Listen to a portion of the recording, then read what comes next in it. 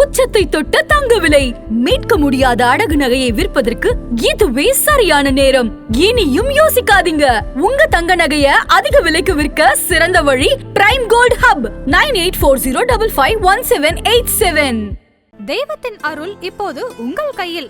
100% தூய்மையான silver coin உங்கள் இஷ்ட தெய்வத்தின் அழகான உருவத்துடன் உடனே ஆர்டர் செய்ய நிபுராவை அணுகுங்கள். மிதுன ராசிக்காரர்களுக்கு இந்த ஒரு வருடத்தை பொறுத்தவரை கொஞ்சம் மிக்சட் ரிசல்ட்ஸ் அப்படின்ற மாதிரியான விஷயமா நம்ம வந்து கண்டிப்பாக எதிர்பார்க்க முடியும். கடன் அதிகமாக இந்த ஒரு வருடத்திலே வாங்குவதற்குண்டான வாய்ப்புகள் தெரிகிறது.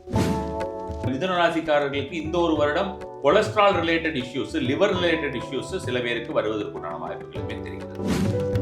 சில பேர் ஏப்பம் விட்டுட்டே இருப்பாங்க. அவங்களுக்கு சனியுடைய தாக்கம் அதிகமாக இருக்கும். சிவனுடைய ஒரு கோவிலுக்கு வியாழக்கிழமை போயிட்டு 3 நெய்விளக்குகள் ஏற்றி வந்தாலுமே அவர்களுக்கு டக்குன்னு ஒரு ரிலீஃப் கிடைக்கும். ஆதன் ஆன்மீகம் நேயர்களுக்கு வணக்கம். நம்முடைய ஆதன் ஆன்மீகம் சேனல் மூலிமா மக்களுக்கு தேவையான பல விஷயங்களை கொடுத்துட்ருக்கோம். அந்த வகையில் இன்றைக்கி நம்மளோட யார் இணைஞ்சிருக்காங்க அப்படின்னு பார்த்தீங்கன்னா தாந்திரிக ஜோதிடர் குருஜி வாமனன் சேஷாத்ரி அவர்கள் தான். வணக்கம் சார். நல்லா இருக்குங்களா? மிதுன ராசி இவங்களுக்கான பலன்கள் என்ன சார்? மிதுன ராசிக்கு அப்படின்ற மாதிரியான விஷயமாக பார்த்தோம்னாலுமே கூட உங்களுக்கு ரொம்ப நல்லா தான் இருக்குது அப்படின்னு சொல்லலாம்னு வச்சுக்கோங்களேன். மிதுன ராசிக்காரர்களுக்கு இந்த ஒரு வருடத்தை பொறுத்தவரை கொஞ்சம் மிக்சட் ரிசல்ட்ஸ் அப்படின்ற மாதிரியான விஷயமா நம்ம வந்து கண்டிப்பாக எதிர்பார்க்க முடியும். செல்வ வளம் அப்படிங்கிற மாதிரியான விஷயங்கள் வரும். அதே நேரத்தில் அந்த செல்வ வளம் அப்படின்ற மாதிரியான விஷயங்கள் வருவது வந்து பார்த்தோம்னா ஒரு சுபவிரயமாக அதிகமாக போவதற்குண்டான ஒரு வாய்ப்புகள் அப்படின்ற மாதிரியான விஷயமாக வரும். கெரியர் க்ரோத் அப்படின்ற மாதிரியான விஷயம் கண்டிப்பாக நம்ம வந்து எதிர்பார்க்க முடியும். கெரியர் க்ரோத் இருக்கும். ஆனால் இவர்கள் வந்து கடன் அதிகமாக இந்த ஒரு வருடத்திலே வாங்குவதற்குண்டான வாய்ப்புகள் தெரிகிறது. பெரும்பாலான மிதுன ராசியினருக்கு, லக்னத்தினருக்குமே சொல்லலாம்.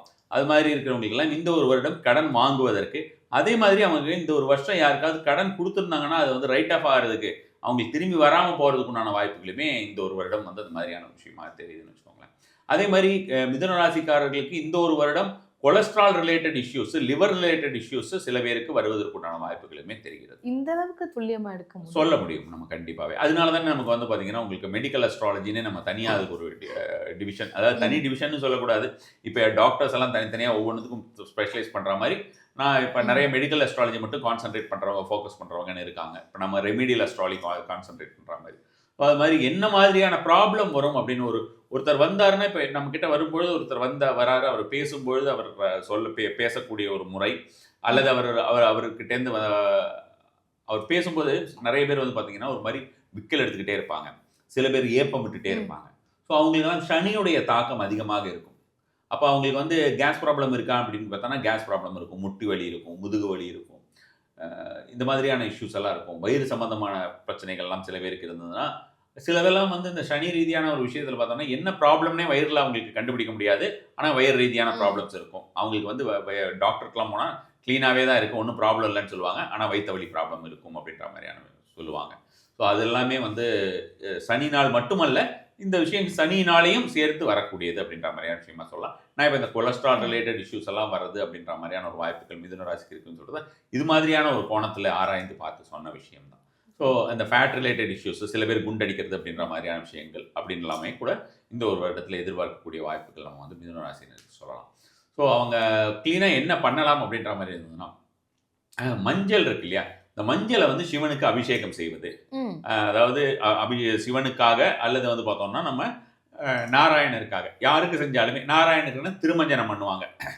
மஞ்சள் அபிஷேகம் அப்படிங்கிறது எல்லா சிவன் கோயில்லையுமே பண்ணுறது கிடையாது, சிலர் தான் செய்கிறாங்க. மஞ்சள் குங்குமம் கூட யூஸ் பண்ணுறதுங்கிறது எல்லா கோயில்களிலுமே அது மாதிரியான செய்கிற வழக்கம் கிடையாது. விபூதி மட்டும், சந்தனம் மட்டும் அப்படின்னு யூஸ் பண்ணுற கோயில்கள் தான் பெரும்பாலான கோயில்கள் இருக்கின்றன. மஞ்சளும் யூஸ் பண்ணுவாங்க அப்படின்ற மாதிரி இருந்ததுன்னா மஞ்சள் யூஸ் பண்ணி அவர்களுக்கு அபிஷேகம் செய்வது, மஞ்சள் நீரால் அபிஷேகம் செய்வது, அல்லது அவர்கள் வீட்டிலேயே சிறிது சிவலிங்கம் வாங்கி வைத்து அதில் வந்து மஞ்சள் அபிஷேகம் செய்வது அப்படின்ற மாதிரியான விஷயமாக செய்வது, இதெல்லாமே நல்ல ஒரு பலன் தரக்கூடியதாக இருக்கும். அதே போல் வந்து பார்த்தோம்னா சிவனுடைய ஒரு கோவிலுக்கு வியாழக்கிழமை போயிட்டு 3 நெய்விளக்குகள் ஏற்றி வந்தாலுமே அவர்களுக்கு டக்குன்னு ஒரு ரிலீஃப் கிடைக்கும். ஸோ அது மாதிரியான ஒரு விஷயமா கிடைக்கும். மெயினாக வந்து நிவேதனம் ஏதாவது கொண்டு போயிட்டு இந்த சிவன் கோயிலில், ஒரு சில சிவன் கோயிலில் அக்செப்ட் பண்ணுவாங்க, ஒரு சில கோயிலில் அக்செப்ட் பண்ண மாட்டாங்க. அங்கே மடப்பள்ளி இருக்கும், அவங்களே தான் தயாரிப்பாங்க. அதுக்கு பணம் கொடுத்துட்டு இவர்களுடைய சார்பாக நிவேதனம், அந்த நிவேதத்தினை வாங்கி இவர்கள் உண்ணுவது, அதை வந்து அன்னதானம் மாதிரி எல்லாருக்கும் கொடுத்துட்டு வருது அப்படின்றதுல இது வந்து கடவுளுக்கும் இவர்களுக்கும் உண்டான ஒரு தொடர்பு. ஸோ இப்போ அவங்க வாங்கிட்டு அதில் அவங்களுக்கு என்ன பார்ட் அவங்க கொடுக்குறாங்களோ அதை வாங்கிட்டு அவங்க வீட்டில் போயிட்டு அவங்க குடும்பத்தாருக்கும் கொடுக்கறது அப்படின்றது எல்லாமே மிதுன ராசினரை பொறுத்த வரைக்கும் நல்ல ஒரு பலன் தரக்கூடியதாக இருக்கும். இது வந்து ஃபர்ஸ்ட்டாக அவங்க வந்து பார்த்துக்கொள்ள வேண்டிய ஒரு விஷயம் வச்சுக்கோங்களேன். வண்டி வாகனத்தில் போகும்பொழுது கொஞ்சம் கவனமாக இருக்கக்கூடிய ஒரு வாய்ப்புகள் இருக்குது. வண்டியில் அடிக்கடி பழுது வர்றதுக்கு உண்டான ஒரு வாய்ப்புகள் இருக்கிறது. ரியல் எஸ்டேட் சம்மந்தமாக ஏமாறக்கூடிய வாய்ப்புகள் தெரிகிறது மிதுனராசினை பொறுத்த வரைக்கும். ஏதாவது நிலத்தை வந்து டபுள் டாக்குமெண்ட்னு சொல்லுவாங்க, அந்த மாதிரி ஏதாவது ஒரு மேட்டரில் போய் மாற்றுறதுக்கு உண்டான வாய்ப்புகள் இருக்கிறது. இதில் எல்லாமே அவங்க ரொம்ப கவனமாக இருக்கணும் அப்படின்றது.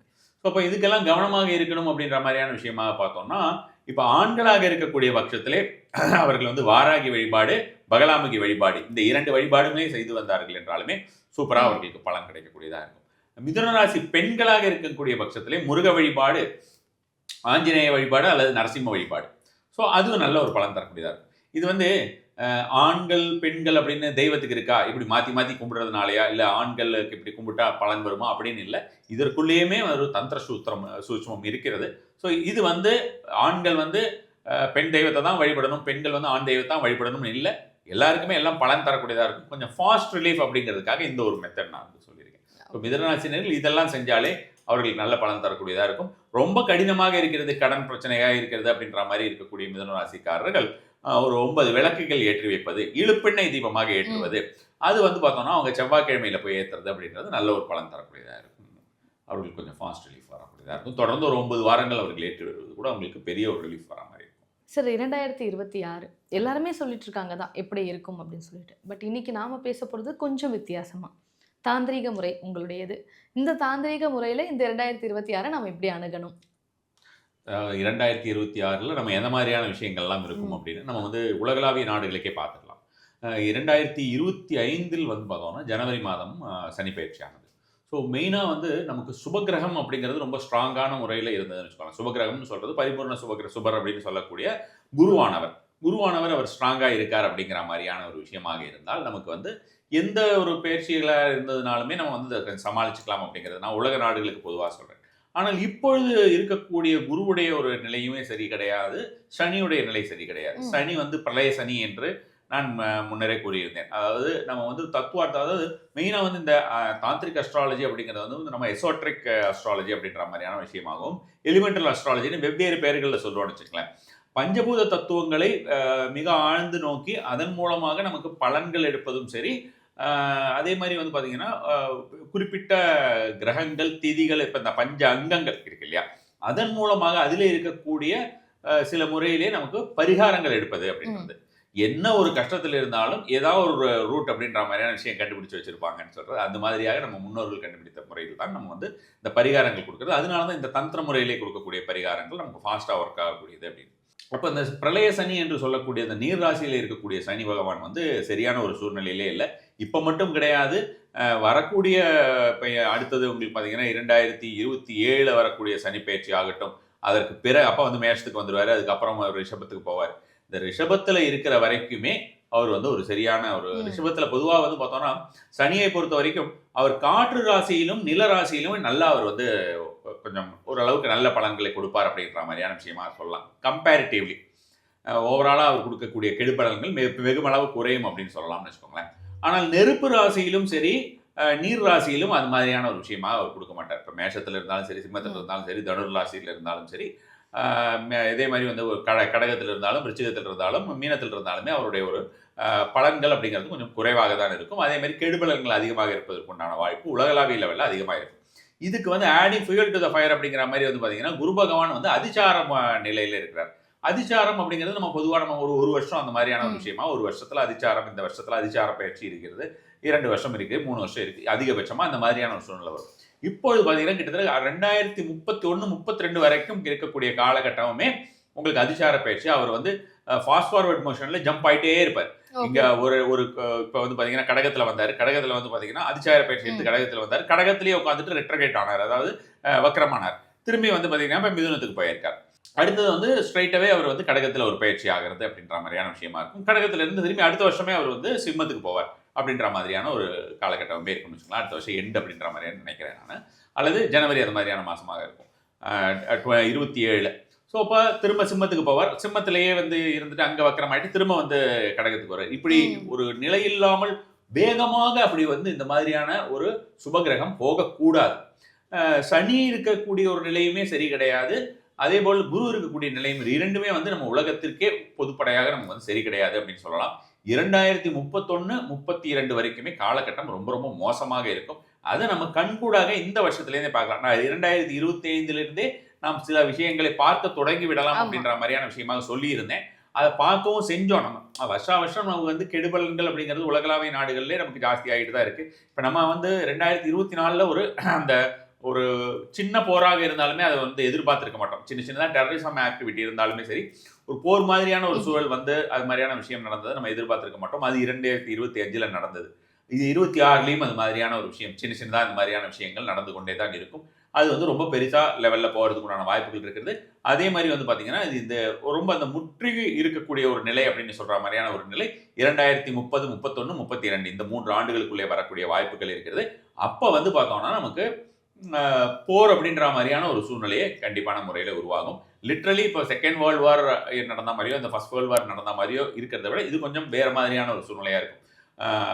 மெயினாக வந்து என்ன சொல்கிறது, நம்ம வந்து டெக்னிக்கலாக இருக்கக்கூடிய ஒரு டெக்னிக்கல் வார். ஆமாம், டெக்னிக்கல் வார் அப்படின்ற மாதிரியான விஷயம் கொஞ்சம், ஆமாம், பயோ வார்னு சொல்கிறது, டெக்னிக்கல் வார் இந்த மாதிரியான விஷயங்கள் கொஞ்சம் அதிகமாக நடக்கிறதுக்குண்டான வாய்ப்புகள் தெரியும். அளவுக்கு அதிகமாக நீரினால் ஆபத்து அப்படின்ற மாதிரி, வேறு சில இடங்களிலே பஞ்சம் அப்படின்றது உலகளாவிய அளவில் சொல்கிறேன் நான், பஞ்சம் அப்படின்ற மாதிரி, நீரினால் ஆபத்து அப்படின்ற மாதிரியான விஷயங்கள் இதெல்லாமே வந்து கொஞ்சம் பெருமளவிலேயே நடக்கிறதுக்குண்டான விஷயங்களும், நல்லவர்கள் அதிகமாக பாதிக்கப்படுவது அப்படின்ற மாதிரியான விஷயமே நம்ம வந்து இப்போ கண்கூட பார்க்கலாம். இந்த ஒரு பீரியட்ல இந்தியா வந்து பார்த்தீங்கன்னா மிக குறைந்த அளவிலே தான் பாதிக்கப்பட்டிருக்கும் அப்படிங்கிறது தான் நமக்கு வந்து ஒரு பெரிய ஒரு சந்தோஷம், ரிலீஃப் அப்படின்ற மாதிரி நம்ம சொல்லலாம். Okay sir. சார் இப்போ நீங்கள் சொன்னீங்கல்ல சார், எக்ஸ்ட்ரீம் பாசிட்டிவ் பிளானட் அப்படின்னா குருவை சொல்லுவாங்க, எக்ஸ்ட்ரீம் நெகட்டிவ் அப்படின்னா நம்ம சனியை சொல்லுவாங்க, நீ ராகு. இப்போ இந்த 2 கிரகமுமே சரியான பிளேஸ்மெண்ட்டில் இல்லை அப்படின்னும் பொழுது நமக்கு வந்து ஒரு காமன் பீப்புளுக்கு எடுத்து வைக்கிற நெக்ஸ்ட் ஸ்டெப்பே பார்த்தீங்கன்னா ப்ராப்ளமாக தான் இருக்குமா சார்? அப்படி சொல்ல முடியாது. இப்போ எல்லாருமே இன்னும் கொஞ்சம் கவனமாக இருக்க வேண்டும், இறை நாட்டம் அதிகமாக இருக்க வேண்டும் அப்படின்ற மாதிரியான விஷயங்கள், கடவுள் வழிபாடு அதிகரிக்க அதற்குண்டான ஒரு வரக்கூடிய சேலஞ்சஸ் எல்லாம் நம்ம வந்து ஃபேஸ் பண்ணிக்கலாம் அப்படின்னு. பொதுவாகவே நமக்கு என்ன சொல்கிறது, இப்போ அக்கிரமங்களும் அநியாயங்களும் அதிகரிக்கக்கூடிய காலகட்டத்தில் நல்லவர்களுமே அதிகமாக பாதிக்கப்படுவார்களோ. இப்போ கெட்டவங்க அதில் பெருசாக அளவில் தீயது செய்யக்கூடியவர்கள் வந்து பாதிக்கப்பட போகிறது கிடையாது, அவர்களுக்கு சந்தோஷமாக தான் இருக்கும். அப்போ நல்லது அப்படின்னு நினைக்கக்கூடியவர்கள், சாத்விக்காக இருக்கிறவங்களுக்கெல்லாம் அதுக்குண்டான பாதிப்புகள் கொஞ்சம் அதிகமாக இருக்கும். அதிலிருந்து அவர்கள் தற்காத்து கொள்வதற்கு அப்படின்ற மாதிரியான ஒரு முறையாக நம்ம பார்க்கும்போது சிவ வழிபாடு, துர்க்கை வழிபாடு இது இரண்டுமே, உக்கிரகாளி வழிபாடு ரொம்ப ரொம்ப அற்புதமான ஒரு பலனை தரக்கூடியதாக இருக்கும். பெரிய மடங்களிலிருந்து எல்லாமே வந்து பார்த்திங்கன்னா அது மாதிரியான ஒரு விஷயமாக சண்டி பாராயணங்கள் செய்ய சொல்லுவது, சண்டி ஹோமங்கள் செய்ய சொல்லுவது ரெகுலராகவே, இப்போ வெளிப்படையாக தெரிந்து மடத்திலிருந்து வந்து உங்களுக்கு ஒரு சர்க்குலர் கொடுக்குறாங்க, இதெல்லாம் பண்ணுங்க, இப்போ நம்ம நாட்டுக்கு நல்லது அப்படின்ற மாதிரி. அப்படி இல்லாமையுமே வந்து அவங்களுடைய கண்ட்ரோலில் இருக்கிற நிறைய பாடசாலைகளிலே அது மாதிரியான இன்ஸ்ட்ரக்ஷன் போயிட்டு மந்த் ஆன் மந்த் ரெகுலராக அது மாதிரியாக நடந்து கொண்டிருக்கிறது. எனக்கு அந்த கனெக்ஷன்ஸ் இருக்கிறதுனால நம்மளுக்கு தெரியும். இது வந்து நம்ம மடத்தில் இது மாதிரி செய்கிறாங்க அப்படின்னா வெறும் காஞ்சி மடத்திலிருந்து மட்டும்தானா அப்படின்னு கிடையாது. காஞ்சி மடமோ சிங்கேரி மடமோ அது மாதிரி மட்டும் தான் அப்படின்றது கிடையாது. உலகளாவிய இது இந்திய அளவிலே பார்த்தீங்கன்னா உங்களுக்கு எல்லா இடத்துலையுமே அது மாதிரியான விஷயங்கள் நடந்து கொண்டு இருக்கிறது. நமக்கு வந்து இருக்கக்கூடிய மற்ற ஆதீனங்கள் எல்லாருமே கூட அந்த மாதிரியான ஒரு செயலிலே ஈடுபட்டிருப்பதாக தான் நான் அறிகிறேன்.